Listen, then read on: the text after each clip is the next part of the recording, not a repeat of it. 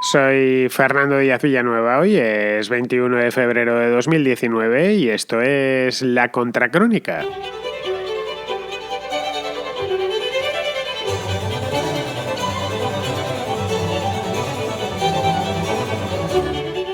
Este sábado vence el ultimátum que Donald Trump dio a Nicolás Maduro para permitir la entrada en el país de la ayuda humanitaria que está esperando en las fronteras, en la frontera de Colombia, también en la frontera de Brasil e incluso en las fronteras marítimas, porque hay ayuda esperando en alta mar a que pueda atracar en los puertos venezolanos. Maduro no solo pretende no dejarla entrar, que esto ya lo ha advertido, sino que ha cerrado las fronteras terrestres, ha cerrado también la frontera marítima y la frontera aérea para que ningún avión con ayuda humanitaria procedente de Occidente, estamos hablando, la de otras partes del mundo sí puede llegar y de hecho, al parecer va a llegar, pues bien, las tiene cerradas a cal y canto y ha advertido ya que no las va a abrir bajo ningún concepto. Como he dicho ya, dejará entrar, eso sí, y hasta el último gramo de ayuda, la que le llegue de sus aliados, como es el caso de Rusia, que ha anunciado el envío de 300 toneladas de ayuda humanitaria, según ha comentado el propio Maduro, básicamente medicinas. Ya veremos si esa ayuda es pura propaganda o si esa ayuda termina llegando y en qué consiste la ayuda rusa. Bien, el statu quo actual no se podrá mantener eternamente. El statu quo actual, quiero decir, dos presidentes con dos administraciones y con el mundo partido en dos. Una parte, la mayoritaria, todo hay que decirlo, a favor de Juan Guaidó y reconociéndole como presidente legítimo de la República de Venezuela, y por otra parte, Rusia, China, Turquía y algunos Irán y algunos países, básicamente casi todo dictaduras, reconociendo a Nicolás Maduro. Esto es una situación temporal, lleva poco más de un mes, bueno, menos, estamos a día 21, pues va a hacer un mes ahora, a partir de este sábado, que será día 23, pero esto no se puede mantener siempre. O Maduro se sale con la suya, que es una posibilidad, o lo hace Trump, es decir, que Trump se sale con la suya. No hay muchos más caminos intermedios en un momento en el que todos los puentes han sido ya dinamitados y en el que, bueno, las posiciones de ambos bandos son bastante cristalinas. Maduro no las tiene todas consigo, pero tampoco las tiene todas consigo Juan Guaidó. Las dos Venezuelas que ambos representan, tendrán que verse las caras en los próximos días.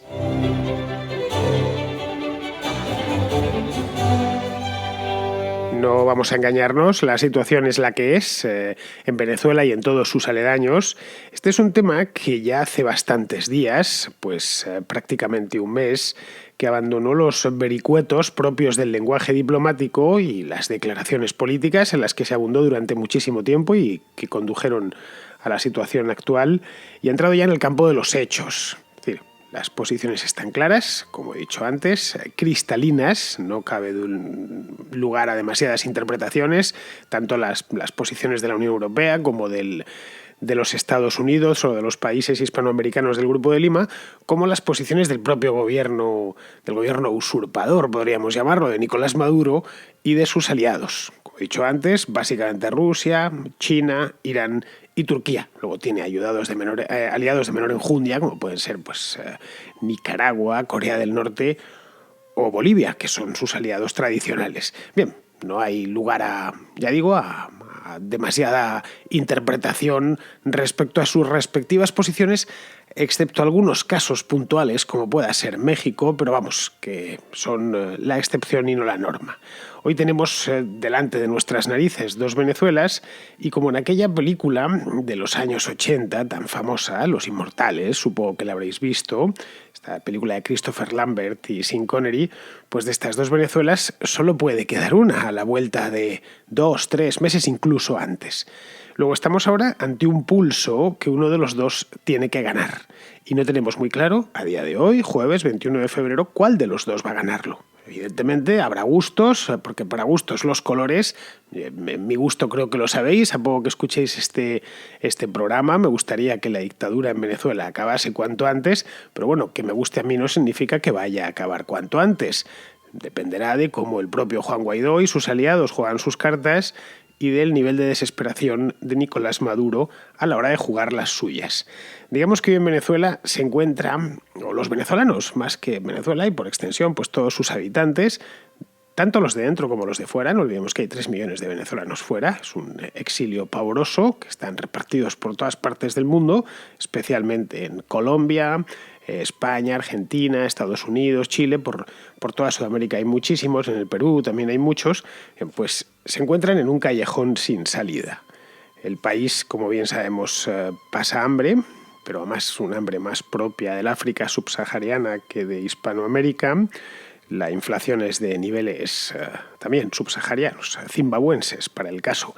El año pasado, yo esto de la inflación desde hace años vengo hablándolo aquí en La Contra de la inflación venezolana y no sé si recordaréis, era cosa de un par de años, una cosa así, incluso 3 años, que comentaba, están con una inflación del 1500% y me parecía algo fuera de lo común, fabuloso y suponía que ya por encima de eso no se podía ir. Pues no, el año pasado, en 2018, la pasaron de 1.200.000, 1.300.000, un auténtico disparate. Vamos, que apenas ya hablo de la inflación en Venezuela porque es una cosa bastante común, hasta el punto que, pues que el bolívar ha quedado totalmente desahuciado. Es una moneda que no quieren ya ni los venezolanos. Por lo demás, pues el gobierno está inmovilizado y está inmovilizado porque la situación es muy grave. Leía el otro día, hace un par de días, leía que se están muriendo la gente de enfermedades que estaban completamente erradicadas de Venezuela y del mundo civilizado. Léase enfermedades como la difteria, por ejemplo. Están dándose decenas y decenas de casos todos los meses porque la situación del país es extremadamente grave, el agua está contaminada en muchos casos, tienen problemas de acceso al agua corriente, etcétera, etcétera. Los hospitales no funcionan por falta de fluido eléctrico, porque no tienen insumos, no carecen de medicinas, no pueden operar, en fin, todo el rosario de desgracias que están padeciendo, en este caso, los venezolanos de dentro. Ojo, los venezolanos de fuera también están pasando las suyas, a poco que busquéis información por internet, veréis lo mal que están pasándolo muchos de ellos en las fronteras, especialmente en Colombia o en Brasil, donde en muchos casos se hacinan.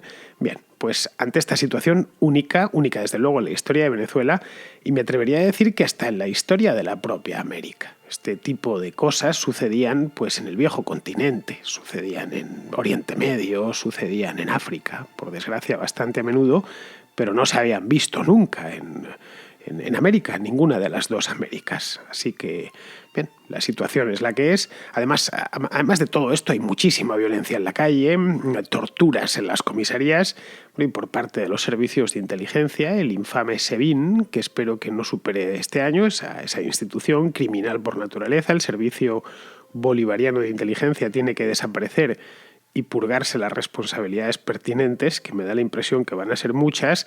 Hay 2 centenares de presos políticos y una economía totalmente parada, porque 20 años de política económica errática, que es lo que han sido, si no 20, pues 18 o 19, pues han convertido un país que en su momento fue muy rico y muy productivo, verá, con gran diferencia el país más rico y de toda aquella región y uno de los más ricos de toda Hispanoamérica, pues en un auténtico erial productivo. Esa política económica no hace falta que la desgrane, la conocemos bien, decisiones estúpidas, nacionalizaciones masivas, una corrupción absolutamente desmadrada que ha puesto la economía venezolana pues frente a las consecuencias finales de una política económica concebida, ensayada ya previamente, pero que parecía que no había funcionado por no se sabe bien qué cosa, pero que esta vez sí iba a funcionar. Bien, pues frente a esto es lo que se encuentran. Bien, lo que se encuentran los venezolanos es lo que nos encontramos todos porque lo tenemos delante de nuestras narices. Pero lo más llamativo de todo es lo de los 2 presidentes. Todo lo anterior quizá no ha sucedido, no ha sucedido nunca en Venezuela, pero esto de tener 2 presidentes es algo que no ha sucedido, yo creo que antes en todo el mundo. 2 presidentes que además están conviviendo en el país y que todavía no se están disparando el uno al otro. Por un lado tenemos a Nicolás Maduro, puesto ahí por Hugo Chávez, allá por el año 2012, en diciembre de 2012, antes de que partiese para Cuba, la que sería ya su última operación. No sabemos cuándo murió Hugo Chávez, pero nunca más se volvió a saber de él desde aquella retransmisión televisiva, no sé qué día fue, el 8 o 9 de diciembre de 2012, y luego ya al año siguiente hubo unas elecciones, por cierto, sobre las que hubo grandes sospechas de fraude, sospechas muy bien fundamentadas, y que desde enero de este mismo año, me refiero a Nicolás Maduro, ocupa el cargo contra la letra, pero también contra el espíritu de la Constitución. La Constitución, no la Constitución de punto fijo, es decir, de aquel acuerdo que hicieron los adecos y los copellanos allá por finales de los años 50, principios de los 60, que dio lugar a la Cuarta República, no, la Constitución bolivariana. Bien, pues gracias al poder absoluto que ha disfrutado el chavismo desde hace años, pues controla prácticamente todos los resortes del Estado. Y cuando digo prácticamente es que es prácticamente. Controla de una manera desvergonzada, no encuentro otra palabra mejor para definirlo, la justicia, todo el sistema de justicia, que es una caricatura, la justicia venezolana hoy por hoy, es de un partidismo y de una parcialidad tan exagerada que cuesta creérselo a poco que uno empiece a estudiar y a interesarse por este tema. Controla también las Fuerzas Armadas, controla el Tribunal Electoral, que en Venezuela se llama Consejo Nacional Electoral, de tal manera que no tienen ningún tipo de garantía cualquier elección que se celebre allí, referéndum, cualquier cosa que consista en ir a votar, pues en Venezuela hoy por hoy, al menos mientras las elecciones las organice este gobierno, pues la verdad es que no da demasiado crédito. Eso es lo que controla directamente, prácticamente, ya digo, todos los resortes de poder del país, lo que controla Nicolás Maduro. Luego, por otro lado, tenemos a Juan Guaidó, que es el presidente de la Asamblea Nacional y además presidente interino del país, reconocido por la propia Asamblea Nacional, reconocido también por muchos millones de venezolanos y por mucho exchavista que integra la oposición tanto dentro como fuera de Venezuela. Hemos visto que a lo largo especialmente de los últimos 4 o 5 años, desde que llegó Nicolás Maduro al poder y la situación fue empeorando de manera paulatina, muchos antiguos chavistas han ido cayéndose del caballo de camino a Damasco y hoy son feroces adversarios de la causa que un día defendieron con gran entusiasmo. Ojo, no está mal, ya se sabe que errar es de humanos y rectificar es de sabios, así que tampoco hay que echárselo en cara, que es algo que he leído en muchas ocasiones de fulano o mengano, que fijaos con lo chavista que fue, bien, lo fue en el pasado, pero ha rectificado, no pasa nada. Pues bien, muchos de estos chavistas hoy apoyan a Juan Guaidó. Durante años, esta crisis de Venezuela, que no es cosa de ahora, esta crisis, que parece ser que acaba de empezar, que empezó el mes pasado. Yo creo que empezó hace la crisis propiamente dicha, la actual, arrancó hace 5 años con las manifestaciones justo del mes de febrero del año 2014. Pues bien, esta crisis ha sido ignorada de manera más o menos olímpica en el extranjero. Yo aquí en la Contracrónica, en este programa, me he quejado muchas veces a lo largo de los últimos 3 años de lo poco que se hablaba de los problemas en Venezuela. Lo poco que hablaban los gobiernos, lo poco que se hablaba en los medios, más allá de los medios de los países hispanos, que por una cuestión cultural y de afinidad personal y bueno, en cierta medida son nuestros compatriotas, pues sí que lo teníamos más presente, pero por ejemplo en el mundo anglosajón apenas se hablaba de los temas de Venezuela, en los periódicos y las revistas de los Estados Unidos, de Inglaterra, tampoco en los países europeos. Era complicado encontrar información sobre Venezuela en países como Alemania, como Francia, como Italia, y se ignoraba abiertamente, sin problema. Se consideraba un asunto interno en el que nadie debía entrometerse. Este era el planteamiento del mundo sobre Venezuela hasta hace no tanto tiempo.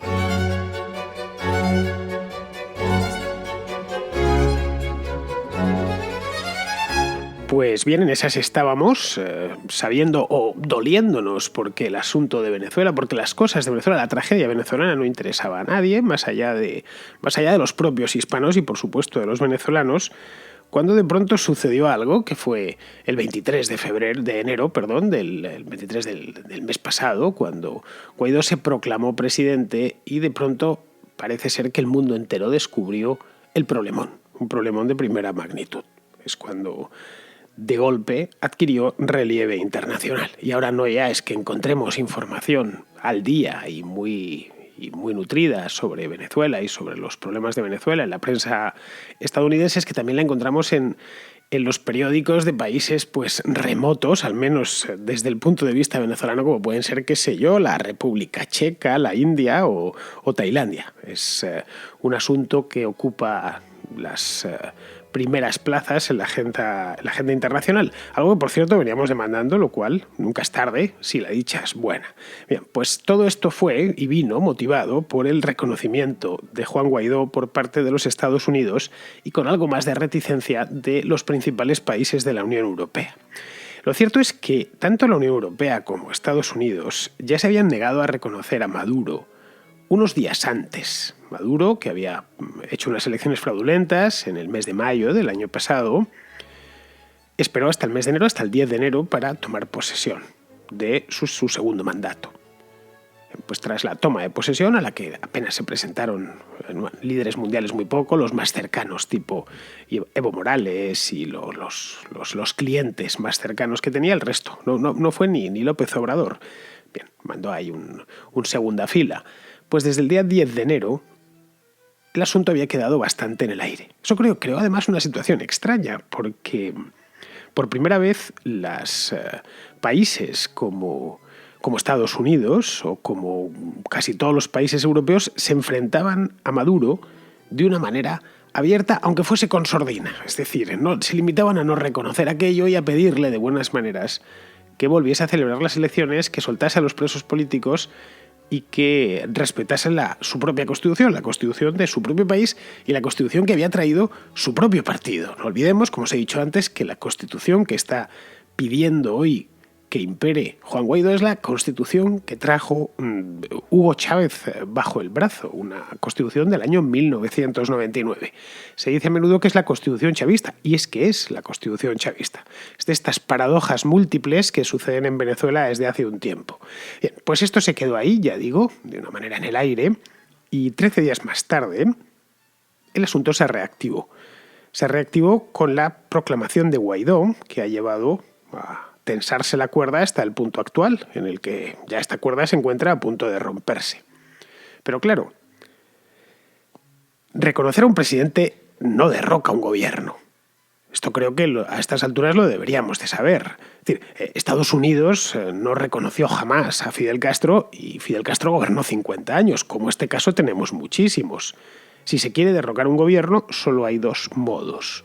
Por un lado, la intervención militar, o si no se quiere intervenir con un ejército, estrangular a ese régimen económicamente. Estados Unidos parece ser que ha apostado por lo segundo, es decir, por el estrangulamiento económico. Empezó cosiendo a sanciones al régimen bolivariano, ha bloqueado sus fondos en el exterior, ha puesto el dedo sobre PDVSA, que es la petrolera estatal venezolana, impidiéndole recurrir a las refinerías de Estados Unidos.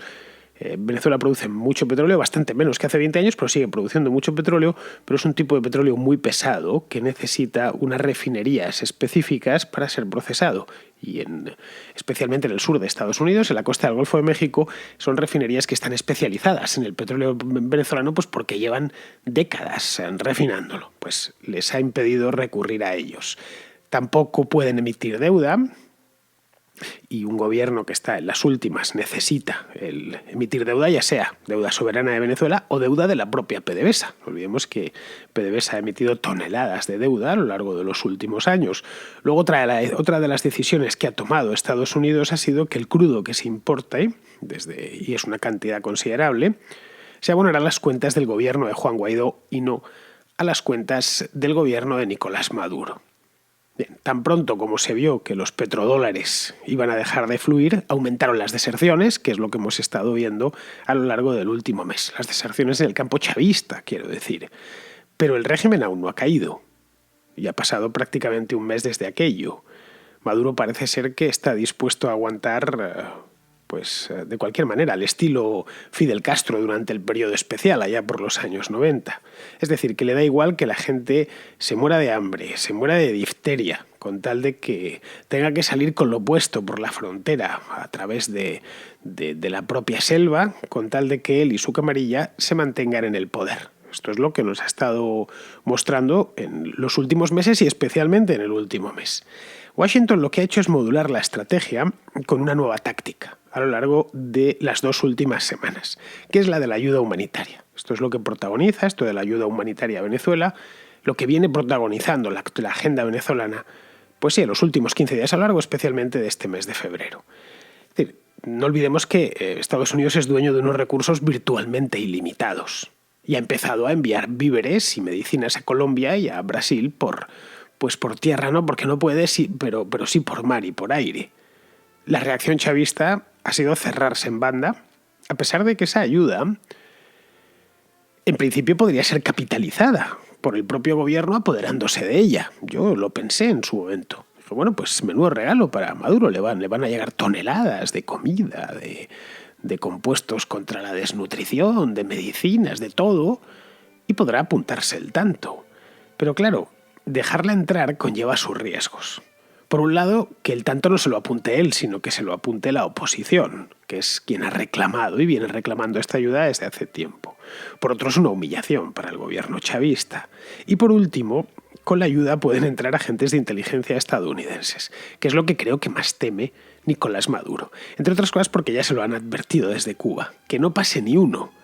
Porque en esos camiones que van a ir entrando desde Cúcuta, desde Colombia o desde Brasil, probablemente entren espías estadounidenses. El régimen cubano, que llevan 60 años en esto, son muy desconfiados hasta la paranoia, pero en algunas cosas tienen razón. Es decir, saben que las dictaduras tienen que permanecer herméticas y no se tiene que dejar pasar absolutamente a nadie. De hecho, las dictaduras sacan gente, rara vez la meten. Bien, luego, además, Maduro no está completamente solo, aparte de esto. Tiene de su lado, como ya he hablado aquí en más de una ocasión, tiene a China y tiene a Rusia, que son ambos acreedores del gobierno venezolano y que podrían quedarse sin cobrar con un nuevo gobierno, con el gobierno de Guaidó o del que venga después de las elecciones. Es una cosa, es caprichoso, pero la revolución bolivariana, que iba a emancipar a Venezuela y a toda Latinoamérica, ha terminado sosteniéndose sobre los intereses económicos de Rusia y de China, temerosos de no cobrar lo que les habían prometido en Caracas. Cosas que habían vendido, como podría ser el propio petróleo, o las armas que habían estado y que hasta hace bien poquito comprando a los propios rusos. Esa yo creo que es la razón por la que Rusia se ha prestado a enviar ayuda humanitaria. Son estas 300 toneladas de medicinas que os decía hace un momento en la introducción del programa. Esto, ojo, estoy guiándome por lo que comentó Maduro por televisión. Es decir, no se ha visto todavía esa ayuda, yo por lo menos no la he visto. Dice que van a mandar 300 toneladas, una cantidad respetable de ayuda, que va a ser básicamente medicinas y al parecer unas medicinas carísimas, eso decía. Bueno, ya sabéis lo exagerados que suelen ser los políticos venezolanos cuando les ponen una cámara delante. En fin, ya veremos en qué queda eso, y porque estos mienten más que hablan. Esa es la verdad, sobre todo los bolivarianos. Y si la ayuda es tal, o se trata simplemente de medicinas compradas por el gobierno apalabradas, pendientes de pago, que también podría suceder. No olvidemos que los soviéticos ayudaron a la República Española durante la Guerra Civil, pero no fue una ayuda gratuita, se cobraron hasta la última bala, hasta la última granada de mano, se la cobraron con el oro del Banco de España. Así que lo mismo aquí igual están haciendo. Los rusos no dejan de ser herederos de aquellos soviéticos y vamos a ayudar, pero a cambio de que nos lo pagues, si no ahora nos lo tendrás que pagar después si consigues salir con vida de esta. Luego, todo queda pendiente de este sábado, día 23, por cierto, cuando es previsible que la oposición, junto con Estados Unidos y con Colombia y Brasil, traten de saltarse el bloqueo terrestre impuesto por Maduro. Un bloqueo que no es una opinión. Podéis buscar las imágenes de camiones cruzados, los remolques de los camiones cruzados en puentes de acceso al país, en las fronteras. Si los cargamentos, pongamos por caso, llegan al interior de Venezuela, se demostrará que Maduro ha perdido el control de la situación y han empezado a desobedecerle. Por lo menos los que controlan las fronteras. Para Guaidó se trataría de una victoria muy significativa, porque dejaría al descubierto la debilidad del régimen más allá de Caracas y del aeropuerto de Maiquetía, que eso evidentemente si lo controla directamente el gobierno de Maduro. Pero claro, de nada servirá si antes no se persuade a China y a Rusia de que se abstengan de intervenir en esto y que retiren de una vez, aunque sea de una manera suave y sin que se note demasiado, su apoyo al gobierno de Maduro. No lo sé, yo creo que bastaría con asegurarles que van a cobrar las cuentas pendientes y que no van a sufrir una merma significativa. Quedarían, por lo tanto, solo los altos mandos del ejército. Ahí la situación es más peliaguda, la verdad. ¿Por qué? Pues porque muchos de ellos están acusados de delitos muy graves, fundamentalmente de narcotráfico. Algunos, o quizá muchos, lo desconozco, estarán más o menos limpios. Pues a esos tiene que recurrir Guaidó convenciéndoles de que junto a Maduro todo lo que les espera es una celda y un tribunal militar. Sí, perseveran en la actitud que mantienen hasta ahora mismo. Pero vamos, hoy por hoy todo depende de que esa ayuda pase y empiece a distribuirse por Venezuela. Al final podría terminar sucediendo que la temida intervención estadounidense, de la que tanto se habla desde hace un mes, no sea más que unos camiones con sacos de comida y cajas con medicinas, leche en polvo, jabón, etc. En eso consista la intervención. Sería realmente chistoso. Pero, de nuevo, todo depende de que este sábado, 23 de febrero, es decir, justo un mes después de la proclamación de Guaidó, esas cajas llegan a su destino.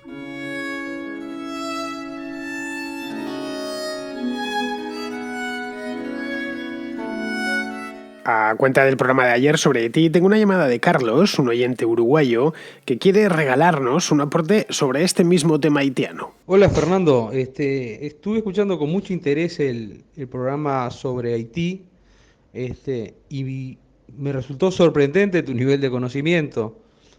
Puedo hablar con cierta propiedad porque yo trabajé en Haití, de hecho viví en Haití, fui en 2 oportunidades y en total eh, viví algo así como 1 año y medio, un poco más. Y es exacto, tu descripción es como hubieras vivido ahí, es exacta. Me gustaría hacer el siguiente aporte. Uno de los problemas que tiene Haití, problema grave, es la falta de ejército. Eso hace que el Estado sea naturalmente débil y no tenga el monopolio de la fuerza. En Haití se juntan 2 gángsters, 2 jefes de policía y un jefe de bomberos y da un golpe de Estado sin ningún problema. Eso se solventaba hasta hace poco con la presencia de Naciones Unidas, de los cascos azules, que es una presencia que ahora creo que ya se retiró totalmente, o si no es su mínima expresión, pero tengo la idea que se retiró totalmente. Lo que hace que sea un país naturalmente inestable. En ese sentido, yo considero que sin un país sin ejército, la nación normalmente no. Sin ese monopolio de las armas por parte del Estado, monopolio real, no puede existir. Ese era el aporte. Una cosa que me preguntaban en broma cuando regresaba a Uruguay era, ¿viste algún zombie? Y puedo decir que recorrí Haití de norte a sur y de este a oeste y nunca vi uno.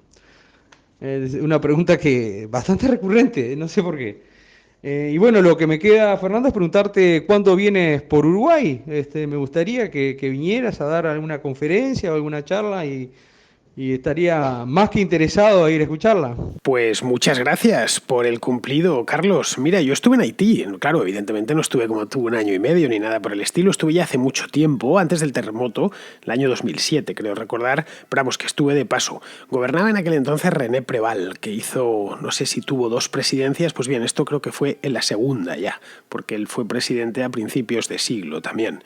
Bien, el país era un completo desastre, peligroso, pobre a rabiar, deforestado, vamos, una auténtica ruina.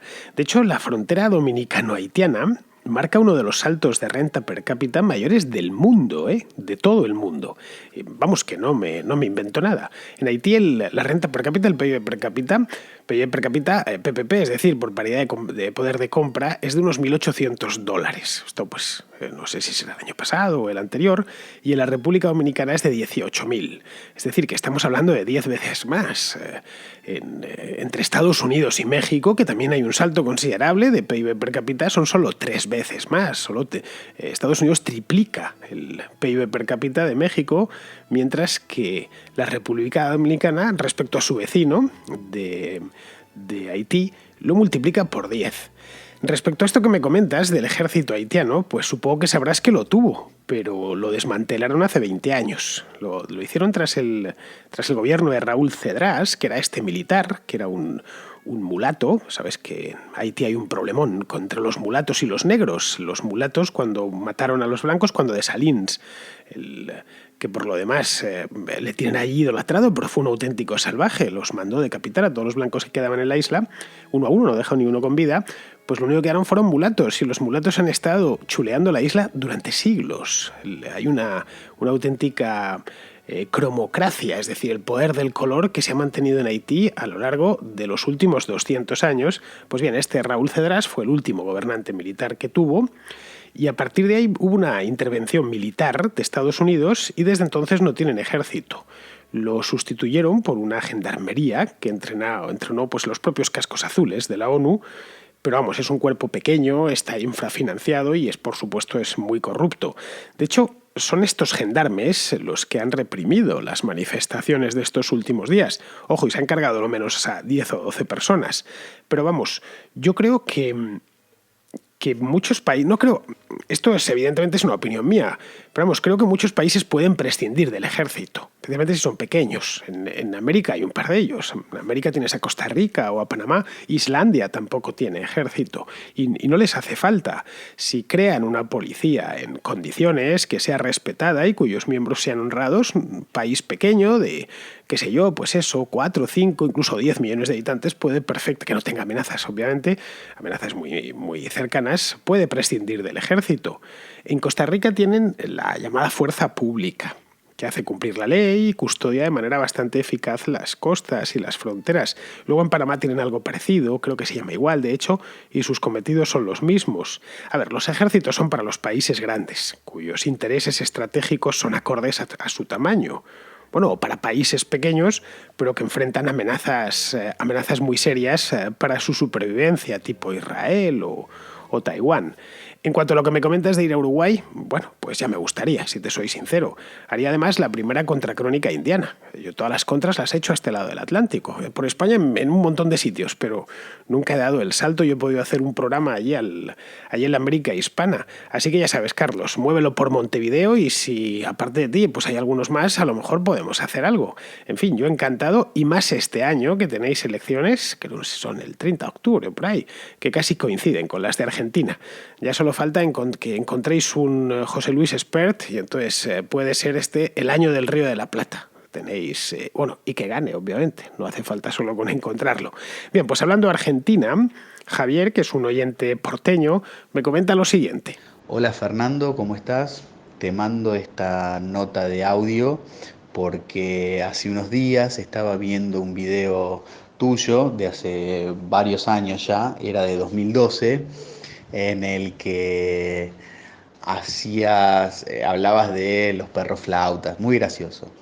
Pero una cosa que me llamó poderosamente la atención es tu don de la profecía, porque es increíble, hablas de Podemos antes de que exista Podemos, pero mencionás a Íñigo Errejón, mencionás a Juan Carlos Monedero, mencionás a Alberto Garzón, cuando no los conocían afuera de su familia y todavía no sé si habían empezado a hacer ese programa en el que eran 5 en un ascensor, básicamente.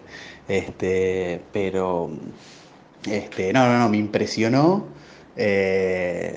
cómo lo habías visto vos antes, y de hecho, si eso lo atamos con la leyenda urbana que se comenta acerca de que vos fuiste el que llevaste a Pablo Iglesias a Intereconomía, eso ya creo que ya pasa de la casualidad y creo que tenés que explicar que vos sos realmente el maestro de titiriteros que está ahí atrás moviendo los hilos de Podemos. Fuiste vos, Fernando, reconocelo. Pues sí, Javier, lo mío en aquella charla que di en el año 2012, fíjate si ha llovido desde entonces, fue una auténtica profecía. Pero vamos, ya ves tú de qué sirvió. Mira, si algo he aprendido a lo largo de mi vida es que tener razón no sirve absolutamente para nada. De cualquier manera, esto de Pablo Iglesias y compañía nos enseña, y esto es una enseñanza importante, que una minoría de activistas muy convencidos pueden llegar a alterar el curso de los acontecimientos y además a alterarlo de manera dramática. A lo largo de los 2 últimos siglos lo hemos visto en muchas ocasiones. Que eran sino los jacobinos en la Francia de 1789, o los bolcheviques en la Rusia de 1917, o los nacionalsocialistas en la Alemania de los años 20, o los guerrilleros cubanos en la Sierra Maestra de 1956 o 57. Es decir, que nunca hay que subestimar a estos grupúsculos de iluminados y hay que desarrollar las habilidades adecuadas para verlos venir a tiempo y neutralizarlos.